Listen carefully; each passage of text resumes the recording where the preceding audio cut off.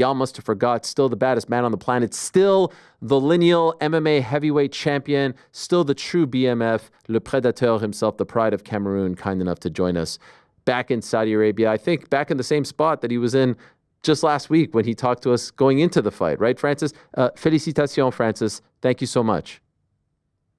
Merci, Ariel.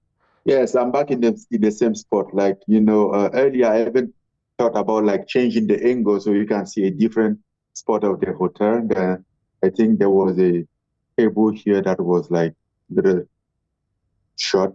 I say, let's just do it. No, it's great. It's familiar. It's great.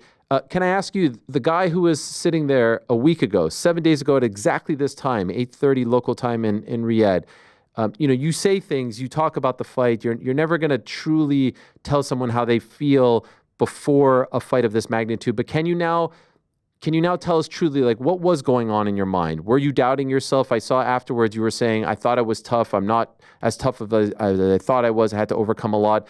Were there any doubts creeping into your mind as you were heading into this massive fight? Well, I mean, when I talk about toughness, I wasn't making reference about like fighting. Actually, fighting doesn't make us that tough.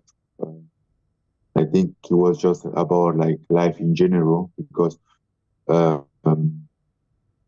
sometimes you feel the emotion differently. Things that you didn't know that you could have. You find yourself in a place that you didn't know you can ever be there, and that's what I was referring to. And also, like, yes, I was here 1 week ago, but it wasn't about a doubt. It was more so about like, like me questioning about myself. Like, at the end of the day, a fight is a fight, and it can always go either way. And I knew I was prepared enough in case I have the opportunity. But again, you never know what truly will happen in the fight.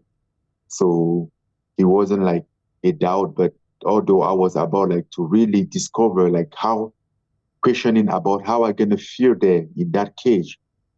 Stepping the foot inside, knowing that it's no longer the same. It's no longer the same person anymore. 48 hours later, physically, but maybe even more so emotionally, are you exhausted? How are you dealing with everything, all the emotion that came with the fight and the aftermath? Well, yeah, I'm exhausted. I'm tired. Physically, I'm good. I mean, no worse than I was before the fight.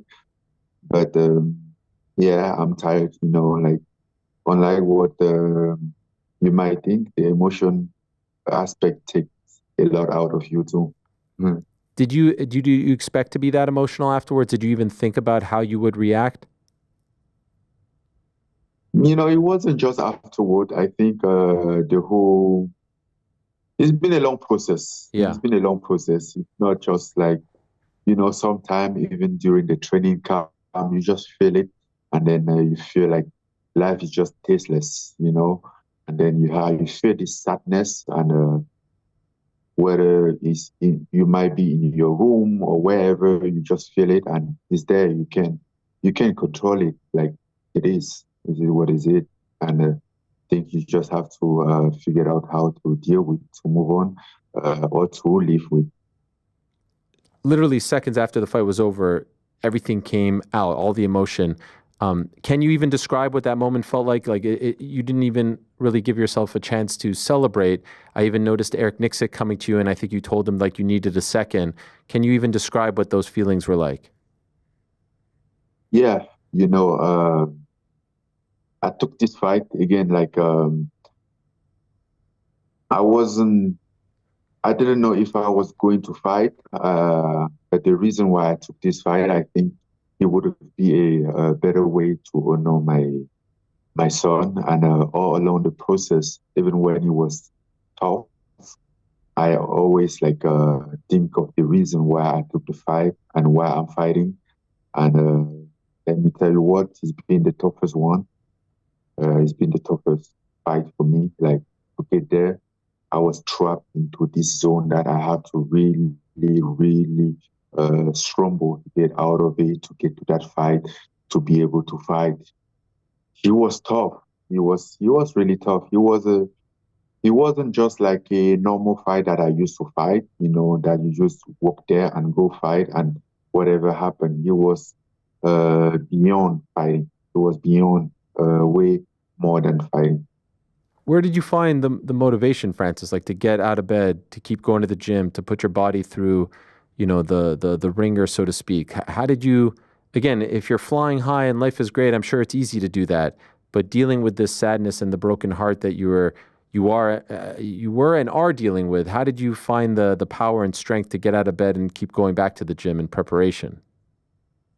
Well, just I think you just have to remember the reason why you're doing it. And I think like this time around, I haven't have the better motivation, the better reason that I never had before for this fight. The purpose, the reason why I was fighting was, for me, was bigger than anything that I have ever fight for. How was it on Saturday in the locker room as you were preparing from two fronts? A, just the feelings, the nerves, but also compared to how you were feeling in the locker room before the AJ fight when you told us about how you were feeling lethargic. Can you compare this time? Was it better? Yeah, I mean, it was a normal fight. It was a normal locker room day. I was there and although was trying to deal with my emotion because like even the fight day, the day before, the gathering that we had here at the hotel before the fight, everything was ending up into emotion and stuff like, yeah. So kind of like make things different, right? But besides that, kind of like check on myself and everything was quite okay. Everything was okay. I was even asked about that and also been checking. It was just me, except like maybe that emotion. It wasn't nothing like abnormal, but also like some question like, oh, well, I haven't been here for so long, so it's not. I mean, it's still familiar, but at the same time, little strange, little yeah, like little far away. Like the last time I was here was a long time ago, but other than that, everything was good. Everything squared up well. We get there on time, had time for everything, and the organization was great. Everything, the commission was perfect. The production, everything was on point. There was a somewhat surreal shot when they went to you in the locker room, and it was you, Cristiano Ronaldo, and Eric Nixick just chilling in the locker room. What do you recall talking to him about? Like, that's one of the most famous athletes on the planet. And I know you have a relationship with him, but in that moment, is he saying anything to you? Are you talking about anything? Yeah, he also deal with similar situation Hmm. with a newborn that he lost a little while ago. So he was quite busy, but for him, he said he needed to come to show me his support because he understands what I'm going through, even though the situation is a little different. He didn't really know his own kid, but it's still the same, and the feeling is not great at all. Like he knows what he takes. I mean, all personal stuff. It was more personal stuff. Okay. The fight starts. By the way, I was wondering, did it feel, you've done MMA for so long, but after two boxing matches, smaller gloves, and I know you prepare with smaller gloves, but you're there barefoot. It's a little different. You're in a cage. Did that feel funky in the first few seconds, being back in an MMA setting as opposed to the two boxing matches that you just had? Uh, no, the little thing that I felt different is the same thing that I used to feel. Sometimes I just feel the canvas is a little slippery. Mm. Like that's why I have to like wet my feet in the corner before, uh, like you feel like there are no really traction between your foot and the canvas when you step in most of the time. And I always feel that. So it wasn't funky. It wasn't nothing strange. It was just a normal feeling. I mean, and at that time, you're not there thinking about those stuff. You have really, you have different things in your mind going on in your mind that you're not thinking. You don't have so much time to think about it. Was the game plan to try to take him down so early? Well, so early, no. Whenever the opportunity comes, he was a plan because like even though he has a good ground game, what I do know for sure is that he has a what yeah he does have a good wrestling, a great wrestling at least. So if we get on the ground and I'm the one on top, I will manage, and I will give him a rough time, And also like one thing that was part of the takedown was the timing. He has his right hand, which is like almost automatic. So you just need to press the trigger to let that right hand go and then have a good timing to do whatever you do that can be efficient, whether it's a punch or a takedown. And as soon as I found him back in the cage, trapped on the cage, I knew that that right hand was coming, he was doing. And then there was a big opportunity. I think the opportunity was him laying on the cage, letting himself back up to the cage. The finish was brutal. There's a camera angle that someone was shooting right there of you just nailing repeated shots. And in retrospect, I thought maybe it could have been stopped a little bit sooner. Are you thinking about this at all? Like, how much more is this guy going to have to take? I thought about that. Yeah. I thought about that, but the referee was right there, and I'm like, well, as much as I wanted to win the fight, I didn't want to throw unnecessary punch. I didn't want to do unnecessary damage. I just wanted to win my fight and go home. But the referee was there, and I was hitting. I'm like, I think maybe this when they stop, but but I don't have to stop. I don't want to stop to figure out to act, So I just keep pounding. But I think like a couple, at least 4 to 5 punches was unnecessary. Mm-hmm. If it was me, we would have stopped earlier. I wondered if you had to dig deep, like if maybe you took out the frustrations of the past few months because it felt so ferocious. But maybe that's just how it looks when you're that close to Francis Ngannou hitting you with punches in that position. No. It wasn't like the frustration. It was a fight. I was there fighting. I wasn't going there to hurt with the intention of hurting somebody or to doing that. It was mostly like to fight against my demons, to fight against me, to face my challenge, to keep going. And then, but in order to do that, I have to make sure that I'm doing everything that I can. I'm doing well, So that was the thing. And then I really like work on the position, on the ground position to the point that before really start the strike, I have a great position. I know that, okay, I have a good leverage here. He's not going anywhere. So I was very comfortable to strike. Now that it's over, Francis, do you want to keep fighting?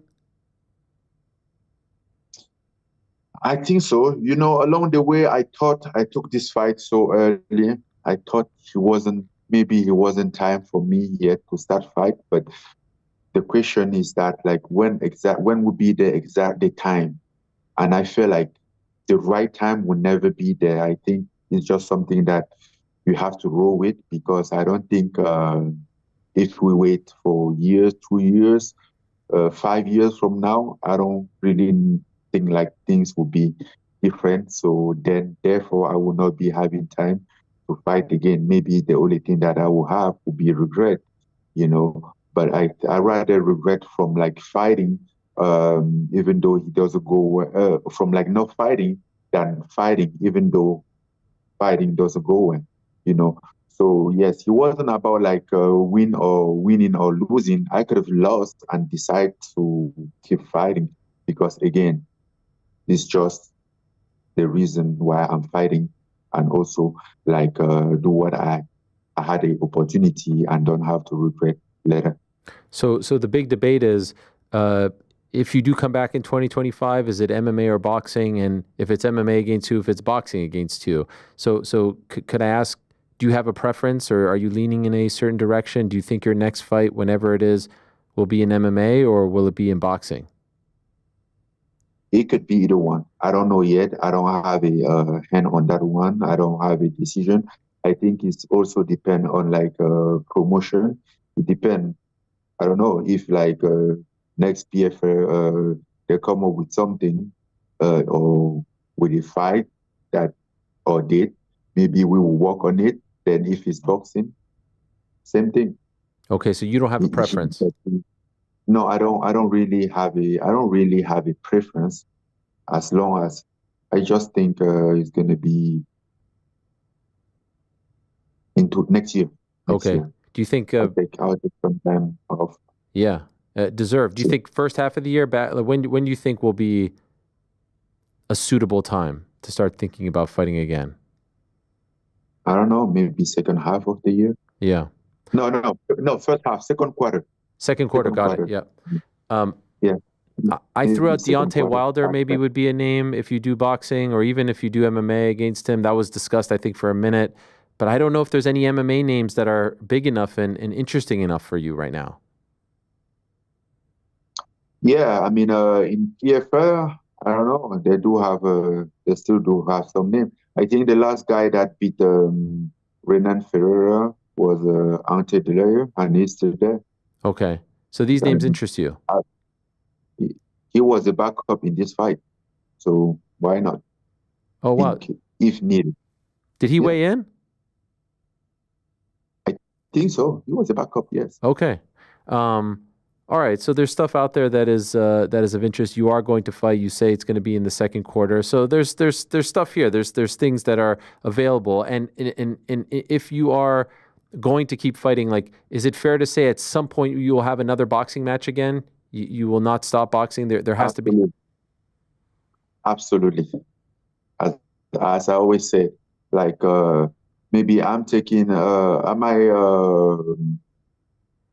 having taking more time to do stuff, but absolutely I want to do some boxing match again and some MMA matches. Did you happen to see Jon Jones tweeted about your victory? Did you happen to see that?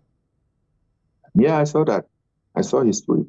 Okay. Was very We'll show it. What did you think of was it? very, Here it is. What an amazing job Francis did tonight. Displayed a complete MMA game. Great kicks, great takedowns. It feels good to see him shine. Wow. Congratulations, champ. I see you. yeah. Well, whatever it means, I think it's class. He said in a very nice way, you know. So I see him too, and I'll be watching him on November 16th. That's the one, man. That's the one that everyone says. Why not? They're both with ESPN. Maybe Turkey has a hand in it. Do you think there's any chance this happens in 2025? You versus the winner of that fight or the UFC heavyweight champion? There's a chance. I can't tell on the level of 1 to 10. I can't tell how many, but I know there's a chance. I mean, basically, like I know that fight also interests Turkey, and no many things resisted him. Yes. Did you speak to him about it after the fight? No, Okay. no, I don't. He's probably the I one who can haven't make it really happen. done anything about it. Yes. What was that you said? Yeah, I think it. No, I said I haven't really done anything or speak to anybody after the fight. I was just here with my family, and they were leaving, and trying to get some rest between like saying goodbye to people, my family, my team. Someone did then, I think, write to John another thing about your fight. Did you see the follow-up tweet? No. I think here it is. He says, this guy Nick says he'd smoke you, meaning you'd smoke him. And then John writes, sure, everyone beats me up until they're in there with me. Yeah, I mean, that's true. Everyone has to believe. Everyone that fought him has believed. Everyone that stepped in the octagon believed that he's going to beat his opponent. I mean, even Renan Ferreira, he beaten me up until we step in the octagon. So it's always like that. I don't think that has nothing that wasn't directed to me. Do you? Again, I know Jon Jones. I think that was also a very class in that response. Okay. Wow. Do you Yeah, do because he did no, because he didn't sound like he was mad. He was just like factual. mm-hmm. That's fair. Do you believe, Francis, that he actually is interested in this fight, or do you think that? Jon Jones. Yeah. I do. I do believe. You know, I know regardless of what the game that being played out there, I know the truth. You know, I have been behind the scenes so many times, so I know exactly what happened. So I do believe that he wants that fight.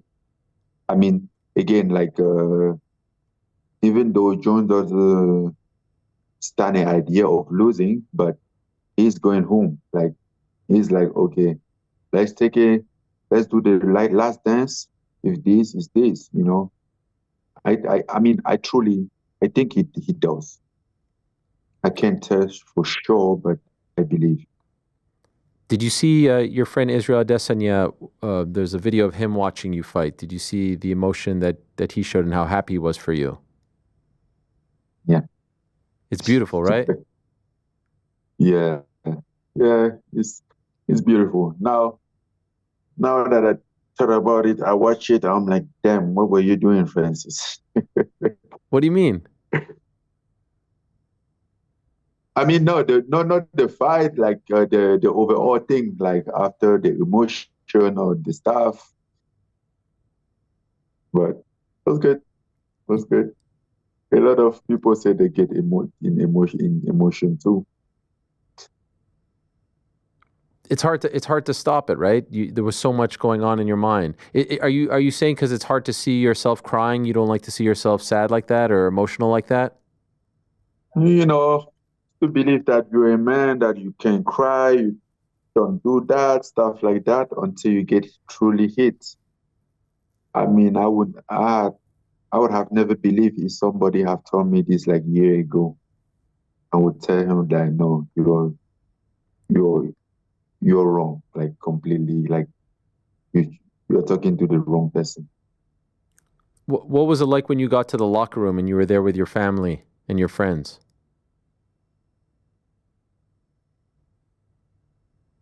Well, because it wasn't the first time we have been together for maybe the whole week.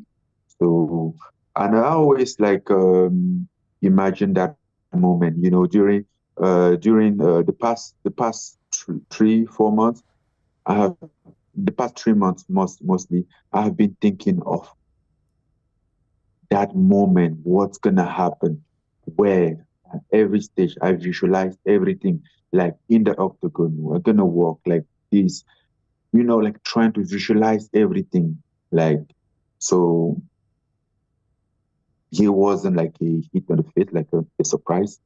Mm. By the way, one thing that Izzy said, which I actually agree with, it's time to start talking about you as the greatest heavyweight of all time. The resume stacks up to Stipe, who previously everyone said was the greatest. Do you think that that's a fair thing to say now? Are you comfortable with this? Now, I think you're going to tell me, oh, it's not for me to say that, but come on, if you look at the resume now, there's a very strong case to be made.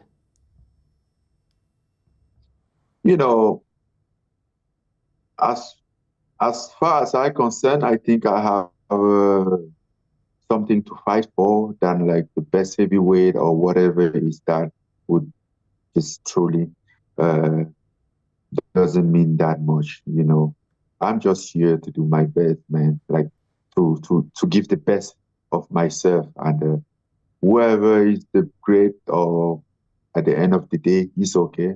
But I think I'm not doing bad. Yeah, I agree with that. And I know you say you're not quite sure when you'll fight again, but I did hear from the PFL brass, and they're saying PFL Africa will launch in 2025. And that was a big thing for you, right? To sign with the PFL so that you can start something like this. Is there anything you could tell us about the PFL Africa plans? Like when it will actually start, when we will actually see the product, and where, which parts of Africa will be featured? We were talking about it even today. The PFL Africa is launching the second quarter next year, most likely April next year, 2025, as you have always been the date, the goal. And then we were talking about the location, would could potentially be, we spoke about like what, four location, which was Nigeria, no, five location. Nigeria, Rwanda, um, Cameroon, Ivory Coast, and South Africa. Wow. Okay. It hasn't been decided yet, but we're just like trying to line up the first countries to host. Eventually, we're gonna keep moving into different countries. By the way, before it's all said and done, we have to see you fight in Africa. Wouldn't that be incredible? What a scene that would be, right? The giant comes home. This has to happen. Is this being discussed? Is this part of the plans? Unfortunately, no. Why?